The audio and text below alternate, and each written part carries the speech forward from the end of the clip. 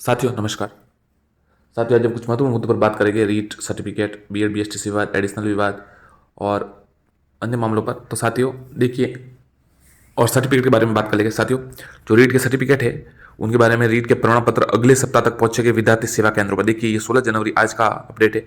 माध्यमिक शिक्षा बोर्ड अजमेर से 26 सितंबर को ही रीट प्रमाण पत्रों का वितरण शुरू कर दिया है। बोर्ड ने जिलेवार विद्यार्थी सेवा केंद्रों का प्रमाण पत्र भिजवाना शुरू कर दिया है। अब तक 11 जिलों में प्रमाण पत्र पहुंच चुके हैं। बीकानेर जिले के स्टूडेंट के प्रमाण पत्र अगले सप्ताह तक पहुंचने की उम्मीद है। ये प्रमाण पत्र राजकीय, तो साथ ही इन्होंने जो सेंटर का नाम दिया आपको पता ही है, और अगले सप्ताह तक ये पहुंचने की, आज मतलब देखिए अगले सप्ताह मतलब कल से मत हो सकता है, अगला सप्ताह तो यही होगा कि कुछ दिनों में बुधवार तक आपको मिलने शुरू हो सकते हैं। इसके अतिरिक्त साथियों एक न्यूज ये आई, देखिए ओबीसी क्रिमिलियर की सीमा 8 से बढ़ाकर 12 लाख करने की तैयारी। तो साथियों जो क्रिमिलियर नॉन क्रिमिलियर ओबीसी मामला है उसमें 12 लाख करने की तैयारी ओबीसी अभ्यर्थियों के लिए अच्छी खबर है, क्योंकि अगर किसी की आय 8 से ज़्यादा हो गई है तो वो आरक्षण में प्राप्त नहीं कर पाएंगे, परंतु अब 12 लाख करने की तैयारी की जा रही है। इसके अतिरिक्त साथियों जो कुछ महत्वपूर्ण मुद्दे हैं, एक तो सर्टिफिकेट वाले मामले की, जो ईडब्ल्यूएस ओबीसी एसटीएससी, ये जो सर्टिफिकेट है एसटीएससी के जो जाति प्रमाण पत्र है वो आजीवन वैलिड है, तो उन्हें एक बार बन चुके तो बन चुके, उनके लिए कोई समस्या की बात नहीं है। इसके अतिरिक्त जो ओबीसी है उनके लिए भी इसकी वैलिडिटी होती है। एमबीसी वालों के लिए ओबीसी का ही चल रहा है, एक वैलिडिटी होती है। और जो साथी आय प्रमाण पत्र के लिए पूछ रहे थे कि आय प्रमाण पत्र किसको बना, तो साथियों देखिए ईडब्ल्यूएस जब बनता है तो आय प्रमाण पत्र लगता है। आपके 8 लाख से आपको कम आय बतानी पड़ती है उसमें, मतलब जो भी है आपकी, तो आपके सर्टिफिकेट में बनता है वो।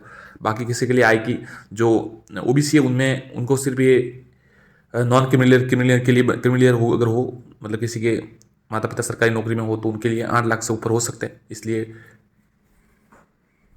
नॉन क्रिमिलियर जो ओबीसी है उनके लिए ये, उनको ओबीसी आरक्षण का फायदा मिलता है। इसके अतिरिक्त साथियों जो आय प्रमाण पत्र देखिए 2.5 लाख से वाला जो मामला है, तो देखिए साथियों हो सकता है आपको अलग अलग तरीके से अलग अलग जानकारी मिल रही है, परंतु इसका और उसका कोई लेन देन नहीं है आपके कि आपने आय कितनी बताई है और आपके किसी और में कितनी बताई है। देखिए ये सिर्फ इसलिए है कि आपको फीस में थोड़ी छूट मिलेगी, और जब आपका वेरिफिकेशन होगा तब आपको एक आय प्रमाण पत्र बनाकर देना पड़ेगा।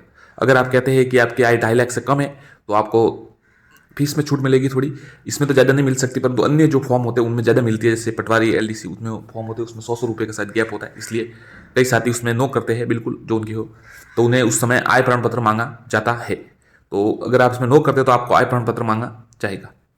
और साथियों जो मामला है बीएड बीएसटीसी विवाद मामले में, तो साथियों बीएड बीएसटीसी विवाद में जैसी जानकारी मिली है कि 25 तारीख से पहले सुनवाई हो सकती है।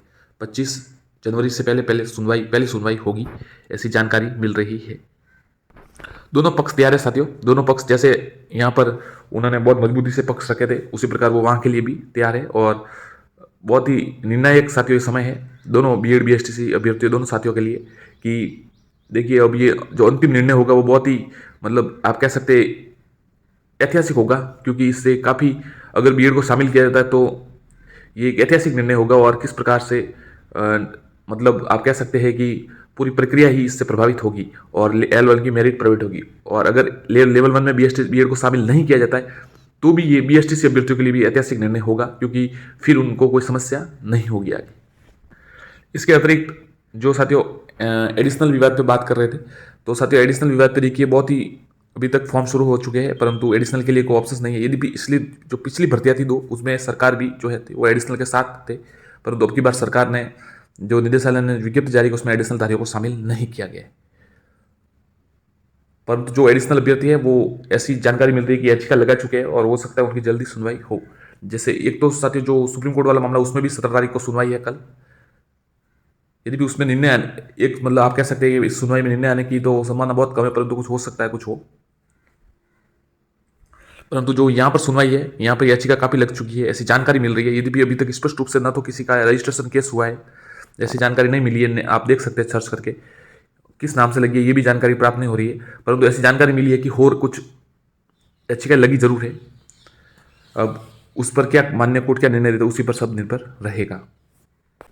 इसके अतिरिक्त साथियों जो ईडब्ल्यूएस मामला था जिसमें आपको पता है कि 3,000 पद जो 10% का आरक्षण उन्हें दिया गया था, और 3,000 पद अलग से सर्जित करने की आपको पता है अन्य भर्तियों में भी किए गए हैं, पद बड़े हैं।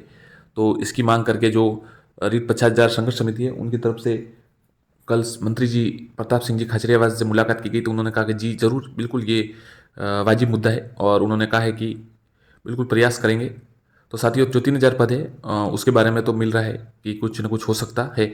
आपको पता है 50,000 के बारे में भी कुछ मिला था कि अब की कुछ 2 दिन पहले पता चला है कि उस जो पद है वो बढ़ सकते हैं, परंतु साथियों ऐसी कोई अब जानकारी लग नहीं रही है कि इतने पद बढ़ सकते हैं। परंतु हम यही उम्मीद करते हैं कि कुछ ना कुछ जितने भी पद बढ़े जरूर बढ़े। और साथियों जो है कि आप अगर किसी फॉर्म में आपके मिस्टेक हो जाए तो आप क्या कर सकते हैं, तो इसलिए देखिए विज्ञप्ति में साफ लिखा है कि आपको दूसरा फॉर्म आवेदन करना होगा। अगर देखिए आप गलती नहीं करना चाहते तो आपको दूसरा आवेदन करना पड़ेगा, इसलिए बहुत ध्यान से भरें, आवेदन करें। साथियों एक और ये बात है कि एक एसओ आप जो प्रयास कर रहे हैं कि उसी एसओ आईडी से वापस आवेदन करने का, तो वो संभव नहीं है। ऐसा पहले भी हुआ था जो 2018 की भर्ती 2016 की थी, रीट में भी आप उसी एसओ आईडी से वापस नहीं कर सकते है आवेदन। तो आप बहुत ध्यान से भरें और दूसरी एसओ आईडी आपको बनानी पड़ेगी। और ये भी हो सकता है कि साथियों कुछ जानकारी मिल रही है कि आधार का कुछ अगर एक बार एनरोल हो गया तो वापस नहीं हो पा रहा है, तो इसलिए आप काफ़ी ध्यान से भरने का प्रयास करें। धन्यवाद साथियों, और कोई प्रश्न हो तो जरूर पूछिए, चैनल को सब्सक्राइब जरूर करें। धन्यवाद।